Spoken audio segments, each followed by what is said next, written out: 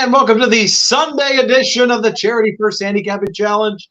Georgie, another good weekend. We got Derby preps coming, another one, the Bob Lewis today. The weather's terrific. We got two great guests, and we're excited. We're excited because Flightline worked out this morning, and boy, I can't wait to see Flightline on Big Cap Day. It's going to be a great day. We're going to have on Big Cap Day, we're giving away a wonderful travel mug. Of course, it's the Big Cap. We're going to have a festival here, a beer and seltzer festival. Flightline's going to be running. Just a fantastic day on Big Cap Day. Yeah, just one of many things to look forward to. And, we're getting into the exciting part of the year for horse racing. So hopefully we keep some momentum up and hopefully cash a few tickets with two Sharpies here. They're fantastic. My guest is Ellis Starr, and it's a pleasure to have you on the show once again, Ellis. Thanks, George. Wait a second. I got to get my muse. Sorry, forgot my muse. There you go. The force is oh, there it is, Baby Yoda. I got the force today. Hey, thanks. And Ellis got Baby Yoda. He's got some horses behind him. Jason Avila, he's got like curtains behind him because it's going to be curtains for Jason Avila today. It's going to be curtains. I'm in a construction zone right now. I'm in a makeshift studio. I got Gulfstream on the TV behind. I need a horse here to hit this pick 3. It's looking good. But I hopefully got a winner or two for you guys today, and looking forward to taking on Ellis. I know Ellis is a good handicapper, and let's do it. Let's make some money for charity. If you see my arm up in the air, I'm trying to switch the channel to Gulfstream right now to see if Jason Kanan. Oh, yeah. Number 9, Kanan. Well done, Jason. That's winner chicken dinner. 3-1. 3-1. Good job. That's a good start. Good start to the day. Thank you. I've always been, respected, loved Ellis. We're buddies, everything like that. And then in the pre-show, he tells me his play of the day is yesterday was the only one I missed in the pick 5. So I said, thanks for the call. Thank God you're not on Team Chappy today. It happened a few weeks ago, too. I remember you tweeted me after the fact that you missed something that I gave out. I think you mean take a look, dude. That's our reoccurring theme. I ought to check in with you before I bet. That's right on the San Anita website. Oh, that's true. He's right there. Click. All right, Georgie, we ready to roll, buddy? All right, we're ready to rock and roll. Jason, you hit this race. You said you put the pick 3 at Gulfstream Park. In the next race, there's a horse that is named after all of us. It's a horse called Born a Gambler. So let's see if our gamblers are really born to make some money today. And hopefully, I don't think we're going to need the tiebreaker at all today, Chappy. No, come on. I mean, these guys are on it. I mean, once in a while we need it, but I don't think there's any way today. Not today. No way. All right, let's kick it off right away. We're trying to raise money for the Winners Foundation, a wonderful charity that helps people on the backside, the front side with all kinds of issues, and hopefully we'll raise some money there. Alice, you got 100 to win on a horse. Who are you going with and why? All right. The why is more important than the who. So when I get to my doubles, you're going to know why. This is my saver protection bet. And this is going to be in the Robert Lewis race 8. It's going to be 100 to win on number 1 Messier. And yes, it's chalk, but I'm really hoping to hit my doubles from race 7 to race 8. We'll talk about later. Messier's certainly a good horse with a couple workouts, 2 wins, 2 seconds, no knocks. His first route was okay. It wasn't great. He is probably the second best horse in the race, in my opinion, and is going to be no price. But hopefully I'll get something on the board if the doubles don't hit. The doubles hit, I think I'm going to win this thing. Messi, for newly minted name for themselves. That kid is the most and Bob Baffert, they're winning % of their races in that neighborhood. So just let's see what happens. But again, this is like a cover bet. That's the sense I'm getting is this is a cover bet just in case. All right, Ellis, thanks for that. Then let's go over to you, Chappy. The old hedge play. I like it. All right, Jason, you're currently in a construction site. Where are you constructing this $100 win bet? So I'm taking race 4. I'm going 100 to win on number 8 Dutch Bus. I think this gelding wins today. Calbred catches the right field. He's run twice, improved second time out. He's out of a really good mare named Lost Bust that Gary Sherlock, I believe, trained and upset the Santa Monica, I think at huge odds, 60-1 or something like that. Beat Finest City and she was an awesome racehorse. But obviously, he's not anything close to the caliber of his mother. He's in for the maiden 20 against Calbreds again. But I think this horse will win today, and that's my bet just to avoid the tiebreaker. I don't want to zero out. I like it, which like we said, we won't need the tiebreaker today. Dutch Bus drawn nicely. Had a couple of troubled trips, homebred for Terry Lovinger, so I like the play there. Georgie? Yeah, definitely like that play. And I miss Gary Sherlock. He was one of my favorites. We used to hang out together up in the front runners. So may he rest in peace. But a wonderful, wonderful trainer, wonderful guy. Ellis, we have an Exacta, either $100 straight or a box or a part wheel for $50. What are you doing with your Exacta play? I'm going the nightcap, 6.5 on the dirt. 25,000 starter allowance, and this is actually a starter allowance. This isn't a restricted starter for non-owners of 2. This is for horses that are started for 25 or less in 2020, 2022, and there's a couple of horses in here that have a lot of wins, and I'm going to box the 4 Corfu and the 7 Principe Carlo in the Exacta. Corfu is the speed. There is no doubt he's going to get the lead. He loves it. Brittany Vandenberg finally got her first win, I think her 9th or 10th start. And her husband, Chris Amy, rode it, rides everything for Brittany right now. A trainer that won 30% of her races last year.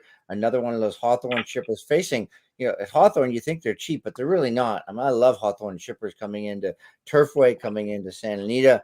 Was off from July, December, needed the race, set a sizzling pace, 21, 44, and 6/10, and got tired. The horses he lost by a head to back in July and June at Arlington and Churchill. Classified allowance and non-owners of 3 was in for the $80,000 price, and this is the equivalent of a $25,000 race. Great, and the workouts are just really strong. 47 flat at Hawthorne before the Del Mar race, and then before the December 11th race at Hawthorne, and then I'll have 46 and 8/10 at Santa Anita. So ready to go. And Principe Carlo, I wouldn't say the class of the field, but he did win the Cary Grant Stakes, won before last. Before that, second in a Calbred claimer. He qualified for this race in a 20,000 claimer back in September at Del Mar and also in January of last year. And he won that one by 5 lengths at 6.5 at Santa Anita. So hopefully Principe I'm Corfu wins. He's 6-1 morning line, and I'll take the Exacta 4-7 either way. All right, 4-7 box. Lee Baraccio, friend of mine, nice trainer, and that one certainly seems like a classy sort. And so happy to see Brittany Vandenberg and Chris Amy win the other day on a 9-1 shot, ridden wonderfully by Chris Amy. And of course, she was on our show. She did great, easy to root for her. And hopefully we'll get that Exacta home, Chappy. Yeah, no, that was great. She was terrific on the show. I actually talked to her yesterday. And also hats off to Edwin Maldonado. He's been riding very well and picked up a big stakes win yesterday. So hats off to him as well. So. All right, Jason, Exacta time for you. Where are we heading and why? I'm going to race 8.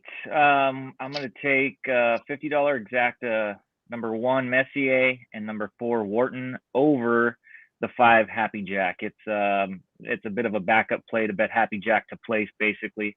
Happy Jack is my play there. So $50 Exacta, 1-4 with 5. I don't need to say anything for the 2 Baffert horses. I think they've shown that they're both really good animals. They're fast. I don't know about Messier wanting the distance. I'm still not convinced he wants to go distance. He might be a sprinter. He might be better sprinting. Wharton looks like he could stretch out. I mean, I like the way he finished in his last race. But yeah, this is I'll talk more about Happy Jack in my next play. But 1-4 over 5 is going to be my play in race 8. All right, so 1-4 over 5. He's got the 2 Bafferts over the O'Neill stretching out. So very interesting. I think they're both doing a couple hedge plays here. Both hedging. Some good strategy. and I think we're going to get some interesting comments here with our double, George. Yes, for sure. All right, before we get to the double, which looks like they're stronger, the stronger race for both of them. I do want to mention that you can watch the big game right here at Santa Anita, and we got a really nice day lined up for the big game between the Rams and the Cincinnati Bengals. First of all, first post is 11 a.m., so a very early first post. There's free admission all day long, so come out. It's absolutely free. Also, we won't have a charity first handicapping challenge that day since we're starting so early. You know, we would have to do our show like at 9 a.m, and Chappy and I, we just can't wake up that early. It's too early for us. So we're not going to have a show, but it's certainly going to be a great show here and a great show in the big game, Chappy. That's right, and looking forward to next week. And Jason is one of the. Wait, Jason, your birthday just happened. Wait, mine was Friday. Friday, yeah. We've got a whole slew of us with birthdays in a 10-day period. So I knew yours. Happy belated, Jason. But anyways, looking forward to next week. Big game should be good. It's kind of good to see some new blood in the game, you know, and it should be. Let's just hope for a good game. I have no rooting interest. I'd just like to see it close. I think it's going to be a good game, and let's see what happens. You do the pick'em contest here. That's absolutely free to be a part of. So that's going to be interesting to come up with all those props. Well, that one, believe it or not, I can kind of cheat because there's so many props for that game. You know, I just wing them all, but you can come up with. I mean, there's a prop for everything on that game. So, you know, we try to integrate some with horse racing and the game as well. So we'll do some of that, you know, like the highest win payout in a certain race or the number of receptions by Cooper Cup, something like that, which is higher thing, you know. So I try to get creative, but I saw an interesting prop that I might get down on. The Cincinnati Bengals field goal kicker, whether over under 7.5 points. So he would have to get like 2 field goals and 2 extra points or 3 field goals. I think it's going to go over. I think the Bengals are going to be, getting close. So so many interesting prop bets that day. It's going to be fun. You know, he's not going to miss if he gets the chance. Right. Exactly. No, he's excellent.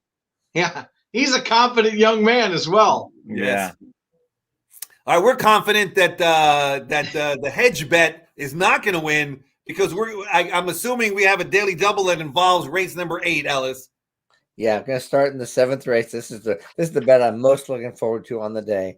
It's going to be a $50 double, starting with Taming the Tigress in race 7 to the 3 and the 5, Cabo Spirit and Happy Jack in race 8.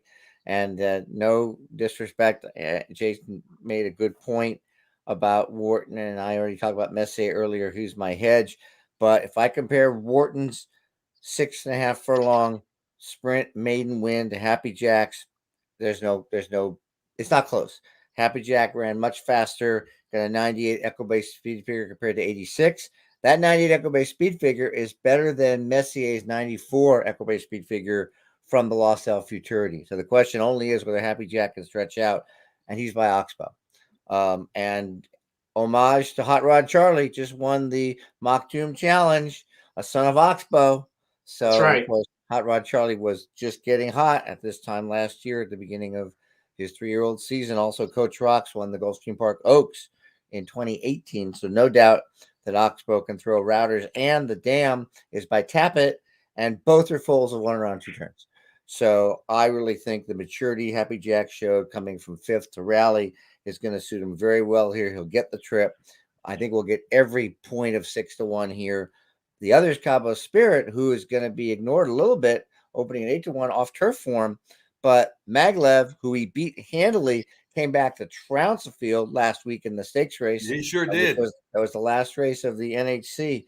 I remember that. And the 3rd horse came back to win. And another horse coming from just off the pace, Pioneer the Nile. So I have no doubt about Dirt at all. And the dam's only other foal, believe it or not, the dam's by Shamardal, who's a turf horse, an Irish horse. The dam's only other foal made 150,000 and had 3 wins in 3 seconds in 14 dirt races. So I have no doubt about that. So that's why my double from Taming the Tigress to Cabo Spirit and Happy Jack is the one. And then, like I said earlier, the saver bets on Messier, just like Jason, to get points on the board in case I'd more likely Taming the Tigress doesn't win than one of these 2 wins, because I like Cabo Spirit and Happy Jack and the Lewis. Hopefully we get a nice price there. And in that Chappy, in that Cabo Spirit race, who was third that came back and won? Who was third in that race? You know, that was the old Peter Miller on the way out the door pulling the old switcheroo that was Peter Miller's last runner at Del Mar, and he named, who did he name on there? Barnett or somebody like that. Barnett on. And so I tossed it, and that was that was the time when. So even in the racing form, it said Barnett. That was his last ever runner. It was closing day at Del Mar, and it cost me the pick 5 and the pick 6. And he switcherooed it to DeSormo and won at 25-1 easily. And that was when DeSormo won in like 7 out of 10 races. He was on fire. So, yeah. Check those late changes, Chappy. Don't forget. Hey, before we get to Jason, there's some late changes here for you guys listening. Pretty important changes, I thought. Race number 2, scratch the 3 American Lily, which I was going to bet because, you know, my wife's called Lily. So, I mean, I love that one. But American Lily is out. In race 3, number 5, Etta is out, which really now at Dare Manor is going to be like 1 to 5 because those are the only 2 that really look good on paper. But with Etta out, I mean, maybe Queen of Thorns, but those are 2 big scratches. In race 2, the 3, and race 3, the 5. You know, real quick, you guys, we got time for a quick story. So we talked to Howie Zucker yesterday about that Graceland Gray, and he said he thought the Ida was coming out, by the way. But if anybody's ever heard of that track where that horse came from, I can't even remember what he said. But some little track, the horse stumbled badly at the start and then won by 23.5 lengths. Wow. And then, so he got the horse, ran it here, was looking for a dirt race. There wasn't any, so they threw it on the turf, and he just told Tyler Bass, just let the horse run a little bit at the end. And if you watch that horse, it actually had a lot of trouble and came flying to run second. So now they're going long. And the workouts, even I didn't watch the replays yet or anything on XBTV, but the workout reports are terrific on that horse. So it's kind of interesting in a small field, but very interesting story. Howie Zucker has 2 horses in his barn, and this is one of them. So good luck to him. You know, I love Howie Zucker. All right, Chappy, your daily double turn. All right, Jason, double time. All right, so it looks like Ellis and I are zigging and zagging kind of in the same area. I'm going to race 8, and my double is going to be $50 from Happy Jack to number 3, Rookie Mistake, and number 9, Truth Seeker. Happy Jack, Ellis made a bunch of good points. I agree with everything he said.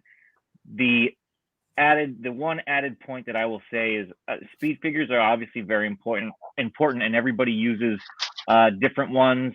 I respect Equibase. I respect, multiple speed figures, but the ones I use, they say the same thing that Ellis said. They agree with his. The biggest thing that I saw watching the replay was if you watch Happy Jack down the backside, it looked, I'm guessing it was dirt in the face. But as soon as he started getting dirt in the face, he backed up. I thought he was done. At the 3/8 pole, he was going backwards. I thought I was watching the wrong replay because I knew he won his last race. So I keep watching, and then around the turn, he still doesn't look like he's going to go anywhere. And then all of a sudden, he dips inside, and he's not getting kicked back in his face, and he goes. And I mean, for a horse to, obviously he's stepping up in class. He's facing some Baffert monsters. Callahan's horse is also fast, but for a horse to do that, lose momentum like that on the dirt, and then come late like he did, I think he's going to handle the distance. And I think if he gets, in the right spot to where he can really run the whole race, I'll take his price all day today against those 3 horses that are going to take money to his inside, and hopefully he's good enough. And Chappy, I mean, I'd take your Kentucky Derby future bet too at that price. I mean, I think it's, obviously a lot has to happen and a lot has to go right, but I think he's very talented. So I'm taking him. I couldn't really decide which race I wanted to try to line him up with on the doubles. The race 7 was tough for me. I didn't think, there was a standout there, and race 9 was tough too. So I took Rookie Mistake. I think I like that horse going to the Glatt barn off of O'Neill. I like the rider change. I think he's going to get a good setup. I think there's a lot of speed in there. The 9 horse also setup. That's a setup pick for me. I think he's going to get a lot of pace to chase. And I think his dirt race up at Fresno is comparable to these. I think he fits. So I need to get lucky there. I'm hoping I can, but I really like Happy Jack. And outside of this contest, I'll be playing Happy Jack today. So yeah, a couple things I was going to say, like you said, on the Happy Jack race, because in that race, first of all, the horse who ran second was a Baffert 1-2 first-time starter. The horse who ran third was the other O'Neill. And like you said, if you watch the replay at the 3/8 pole, the O'Neill's going backwards, the winner, Happy Jack. And then he not only wins, and sometimes we make enough out of what he gallops out monstrous. I mean, clearly it looks like 2 turns, and we'll see today, but an interesting horse to say the fingers least. Crossed. Yeah. All right, I want to say something, and it has nothing to do with our guests. Both our guests are excellent. The handicapping is spectacular, but just the cruel nature of horse racing, Chappy. In race number 8, they've got covered the 1, 3, 4, and 5. They almost guaranteed to put the 2 London wins by 20. The 2 wins by 20 lengths. I seen it happen so many times, man. We figured we got this locked up. We got 4 out of the 5 runners covered. No tiebreaker needed today. I'm now guessing Sir London wins the Triple Crown. And people will look back at this and say, look at this show, man. They put Sir London right in the Kentucky Derby winners. I can only hope that George is a mush today. That's all. That is a very good point, George, by the way. And then they got 4 runners covered in the 9th. So there's no way we need a tiebreaker today, Jeff. Oh, no. This is just a formality. Yeah, we'll do. Let's go. So let's go to race 5. That's what our tiebreaker is going to be, right? Right, race number 5. Ellis, Georgie, you get first pick. I get first pick. All right, I'm taking the 2 Dark Marcus. Comes out of a key race, rallied from 9th to 3rd, broke slow, 6 on the grass, stretching out, great breeding. Still, regard the horse pretty decently, 70-1 last time out. Gets Lasix, Herrera sticks aboard. I made a note. The 4th won, the 3rd hadn't run back, the 5th ran 3rd, the 6th ran 2nd, the 9th horse won. So it's a key race. Dark Marcus, number 2. Dark Marcus for Ellis, and certainly looks like one of the ones that has a big chance to win, getting first-time Lasix as a newly minted. Actually, already ran once as a 3-year-old, so didn't get Lasix that day, but is getting it today. Chappy? Another interesting angle. Yes, go ahead, Jason. I'm going with number 3, Vanisky. Looking for some improvement after that last race off the layoff. Looks like he should improve, and looks like the distance should be what he wants. So I'm going to take a shot with Vanisky And you get the hot jockey. And the hot jockey too. Yeah, I'll take that. Rockingham Ranch now with the horse with Jeff Bondy, and I do believe, isn't Jeff Bondy sitting on 1,999 wins? So he's looking for win number 2,000, I think. Nice. My little tidbit. Jason, you said you got some action in the pick 3 at Gulfstream Park. You got the first leg. Is Born a Gambler beatable or what at 3-5? I don't think the horse is beatable. Okay. I'm singled. I'm singled, and I ended the pick 3 in the last race, but I singled Born a Gambler in the pick 4. So How could you not with that name? No, that's a Yeah, great right? name. So more information for our viewers. I think you still got a minute to bet our sister track, Gulfstream Park, Born a Gambler. Our guests were definitely born gamblers. They're wonderful, and I want to thank them both for being on the show. Thank you guys so much. Thanks for having us. Thanks for having me. Thanks, guys. Thank you.